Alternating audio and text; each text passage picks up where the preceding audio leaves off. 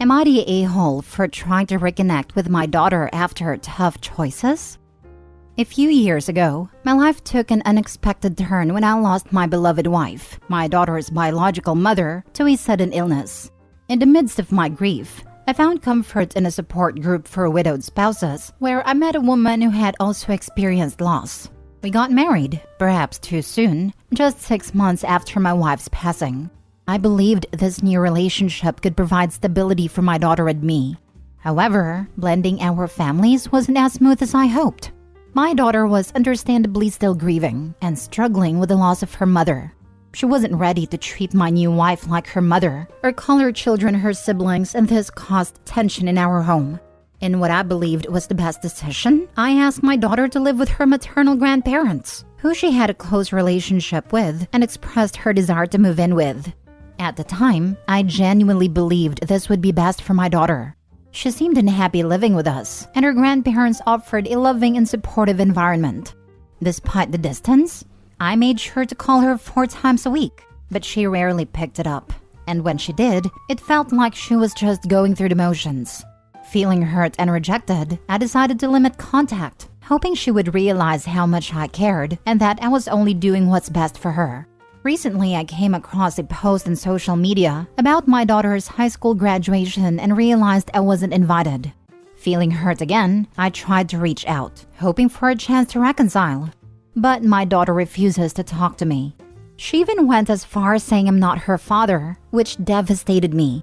I can't help but feel like she's being selfish, refusing to see that I only did what's best for her, even if she can't understand it.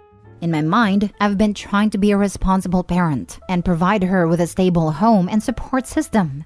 I thought she'd be happier with her grandparents, but it seems like she can't forgive me for the choices I made. I'm hurt, and I want her to understand that everything I did was out of love for her, even if she can't see it. Reddit, am I the a-hole for trying to reconnect and expecting her to apologize? Should I give up on our relationship and move on? Or should I keep pushing for a chance to make things right? I believe I did what's best for her, and I just want her to understand that. Any advice or insights would be appreciated. Thanks for listening, Reddit. Now for the top comments. You're the a-hole. I get that people have a tendency to make illogical decisions after such a great loss, and maybe one day she'll understand that. People process grief differently, and it sounds like you forced your method of coping on her. 6 months would be quick to move on, even if her mother was still alive and you had separated. I'm sure she feels like she's lost both parents at this point. Have you considered what that must be like for her? To have her entire life dismantled and turned upside down? It seems like there's a lot you're leaving out with regards to how the new family situation turned out. And honestly, I'm very curious about where your family dynamic was before your wife's passing. You're the a-hole. If your kid isn't happy in your home, you don't send her to live with relatives out of love. You improve your home life. You make her a priority in your life. Her, not your shiny new family. Instead, you bailed on her when life got tough. You gave her up. Funny how you keep repeating, I did it out of love. You think if you say it enough times, someone might believe you? Nope, not fooling anyone, least of all her. You did it because she was an inconvenience and not a priority. Leave her alone. Look, I understand that you feel strongly about this, but I need to set the record straight. I never abandoned my child nor neglected her needs. Yes, I did get remarried, and I acknowledge that my timing may not have been perfect, but that doesn't mean I stopped caring about my daughter. I did provide financial support, including child support for clothing, food, school supplies, and other expenses. I never shirked my responsibilities as a parent, and I did my best to be there for her even though we were living apart. As for expecting her to treat my new wife like a mom, I never forced her to do anything she didn't want to. I understand that forming a new family dynamic can be challenging, and I tried to be understanding of her feelings during that time. Yes, I made mistakes and I deeply regret any hurt I caused. But I want to make it clear that I have always loved my daughter and wanted the best for her. I never intended to hurt her, and I take responsibility for any insensitivity on my part. I'm not looking for sympathy here, but I want you to understand that parenting is complex. And sometimes we make decisions that we later realize were not the best. I'm willing to learn from my mistakes and try to be a better parent going forward. While I may have made some missteps, I reject the notion that I abandoned my child. I care about her deeply, and I hope that one day we can find a way to heal our relationship and move forward together. I never saw my daughter as an inconvenience or treated her as anything less than a priority. Her well-being has always been my top concern, and when she expressed her unhappiness, I thought living with her grandparents, whom she had a strong bond with, might be a better situation for her. I didn't make this decision lightly, and I believed it was the right thing to do at the time. I did call her regularly and tried to be there for her despite the distance, but she seemed distant and uninterested in talking to me. It's true that my life changed after my wife's passing, and I found a new partner with whom I built a loving family. But that doesn't mean I abandoned my daughter or made her a lesser priority. I've always cared for her deeply and hoped that she would find happiness and support with her grandparents. I understand that my daughter may see things differently, and I respect her feelings. If she needs space and time to heal, I will give her that. My hope is that one day we can reconcile and rebuild our relationship. I acknowledge that my decisions might have hurt her, and I'm genuinely sorry for any pain I've caused. I just want to find a way to mend things and show her that she's always been loved and important to me. Next story. Am I the a-hole because I, 38 female, don't want to take my stepson, 9, on vacation? My husband, 39, and I have been married for 5 years. We have 2 children of our own, both girls, aged 5 and 2. I also have a son, 10, from a previous marriage, but I was widowed. My husband's ex barely involved in stepson's life at all. They got divorced when stepson was 2 and his ex wanted a fresh start. So my husband did a decent selfless thing and had complete custody of their son, even though he'd wanted shared custody. I got a bonus at work, and I really want to go on vacation with just my family, just once. We've been on family vacations all together lots of times, but just once I want to spend my money going on vacation, where I'm not looking after someone else's kid. So I want stepson to stay with his mom while we go on vacation. My husband sees my point of view and is okay with it, and I don't think I'm being at all unreasonable. My mom found out what I was planning and says I'm being a complete a-hole. These are the reasons she says I could be the a-hole. 1, my mom says that if stepson's mom isn't properly involved in his life, I should be even more involved in his life to compensate. I think this is completely unfair expectation.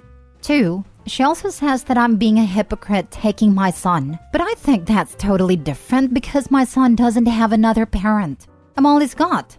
If stepson's mom won't take him just for once, then obviously he'll come on vacation with us. But I don't think I'm the a-hole to ask if I can have a vacation with my own family just one time. It's not like I hate stepson or something. He's a nice kid. He's just not mine.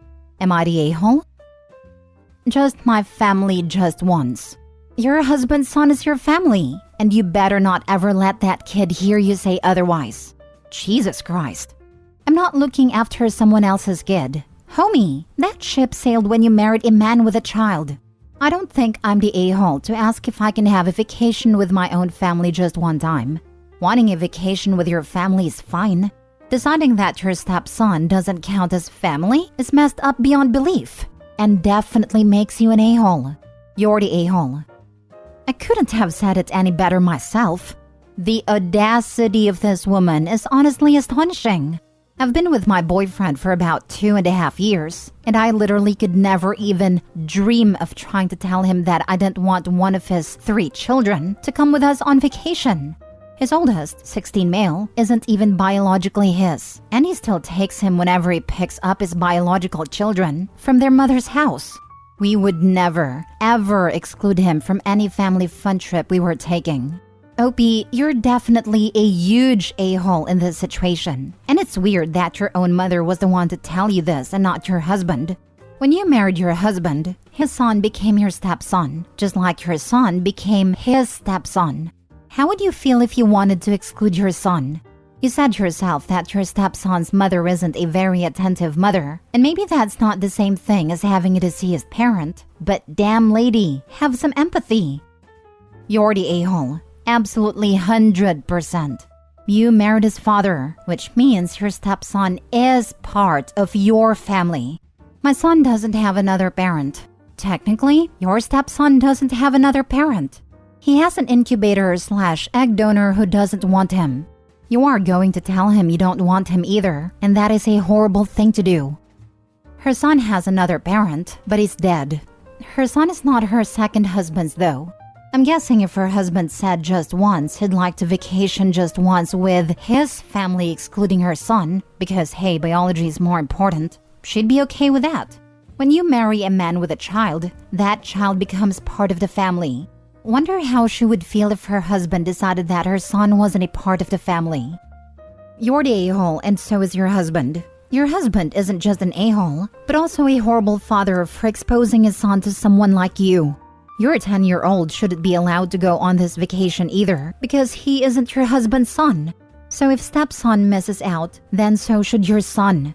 It's only fair if we go off your stupid, messed up logic. I feel sorry for this poor kid. I bet he's left out of a lot of things. Toys? Treats? Food? God knows what else. You honestly disgust me. Next story. Am I the a-hole for refusing to fund my sister-in-law's education? My 33 female husband Luke, 33 male, funded his sister's Julia, 24 female education, undergraduate and graduate, for 6 years. And she recently graduated with her master's degree. I met Luke when Julia was a freshman, so I was aware that he offered to pay her schooling for 6 years. That was their deal. Luke started his adulthood with a lot of debt from school and didn't want Julia to go through any of that, so he only wanted her to focus on getting an education. His business was successful, so he paid for her tuition, apartment, car note, food, and other expenses like gas money, phone bill, clothing allowance, etc. He has spent close to $300,000 in 6 years. Luke and I run our business together, and we combined finances after getting married. His business generates 10 to 15% more revenue than mine. 4 months ago, we had a discussion with Julia and asked her what her plans were regarding her future after school. She said she wanted to stay near her friends, so Luke helped her secure a position where the starting salary was in the low six-figure range. We decided that we would give her a rental property so that she would not pay rent. She would only be responsible for the utilities. 6 weeks ago, Julia's plans changed. She quit her job and told us that she wants to continue her education in the UK, a second master's degree, and her PhD after. And she's expecting us to pay for it. Luke discussed it with me, and I told him that she should take out a loan. He paid for 6 years of schooling, pulled strings to get her into her career of choice, and we gave her a free place to stay. I don't think it's fair that we pay another $200,000 to $300,000 for Julia to avoid working and not deal with responsibilities. Luke agrees, but he's a bit of a pushover. So I reminded Luke that we have shared finances, and my business brings in almost just as much as his. Therefore, I also have a say in this. Julie has been complaining to her parents and all of our relatives that I'm denying her a chance to succeed at life. Luke's aunt says that it's only fair that we continue paying for her to attend university, since Luke was the one who offered her a debt-free education. Am I the a-hole for putting my foot down and not allowing my husband to continue paying his sister's education since I bring in half of our income? Not the a-hole. She had a free ride through her master's. You helped her get a job with a six-figure salary and rent-free place. If she wants a second master's and PhD, she can do that either after working to save up the money or do it part-time while working full-time to pay her own way. Her sense of entitlement is frightening. You and your husband have done enough. Literally scary. Then going around family to actually complain? Unbelievable. What? No. Also, if she's not getting a funded PhD, she's not good enough to be doing one anyway. Luke is an amazing brother, but at a certain point she has to fly the coop. And as money is your money, no partner has the right to unilaterally spend $250,000. Not the a-hole. Sounds like her sister-in-law's expensive education hasn't taught her gratitude. It sounds snobby, but I always tell my students who want to get a PhD, 1, don't. 2, if you won't listen to one, don't go to any program that won't pay you, and don't go at all if it's not highly rated. In a low-rated program, you'll do as much work, and it won't get you a job when you get done. Last story. Am I the a-hole for fighting for custody of my nephews? My 28th sister, Melissa, recently passed away. She was a single mom and it was a sudden accident. So custody of her two sons, Adam 12 and Nathan 8, is up in the air. My surviving sister, Amber 34, is looking like the top pick for custody. But the thing is, she's kind of a terrible mother to her own daughter already. She is ultra strict, doesn't respect her privacy, her daughter is 13, and her husband is an alcoholic who doesn't have a job and spends all day watching TV and yelling at their daughter. I want nothing more than to keep my nephews out of that household. As such, I've been fighting in court for custody of my nephews. The issue is that everyone involved besides me seems to think I'm totally out of line for doing this. Amber, of course, wants custody of herself, but my parents have been saying as of late that kids need a motherly figure in their life, and basically that I can properly take care of my nephews as a single man. The other issue is that if they moved in with me, they'd have to leave their school district and all their friends. In a time where they need the support of their friends most, I'd be taking them away from that. Amber also claims that Melissa wanted my nephews to go to her, but doesn't have any evidence. I've been facing a lot of pressure to stop fighting and let Amber have custody. And I know this is a touch above Reddit's pay grade, but am I the a-hole? Not the a-hole, but 8 and 12 is old enough to have a say.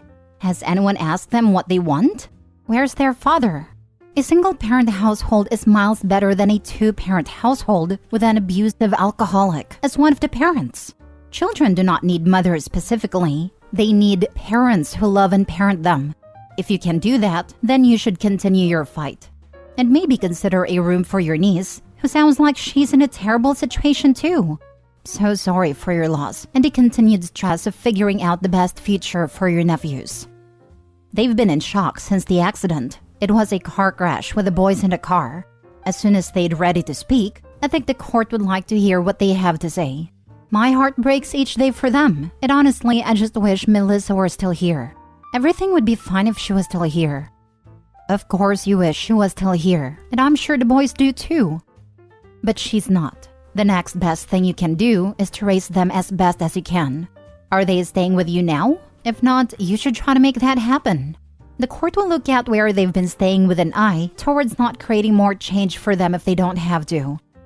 Not the a-hole. Has Amber's husband agreed to this? I just don't see that a court would give custody to a family where one person is an alcoholic, although I'm assuming the others involved don't know about this. Otherwise, I can't see why anyone would think it's a good idea they go to Amber. My guess is the sister is hiding the husband's issues.